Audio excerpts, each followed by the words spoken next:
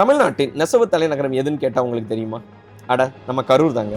அது மட்டும் இல்ல, சங்க காலத்துல சேரர்களோட தலைநகரா இருந்ததும் நம்ம கரூர் தான். ஆனா அப்ப அது பேர் கரூர் கிடையாது, வஞ்சி மாநகரம்.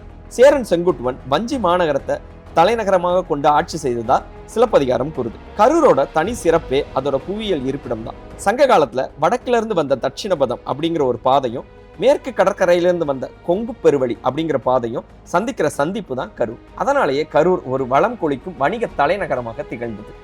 ரோமன் காயின்ஸ் தமிழ்நாட்டில் அதிகமாக கிடைச்ச இடம் எதுன்னு பார்த்தீங்கன்னா அதுவும் நம்ம கரூர் தான்.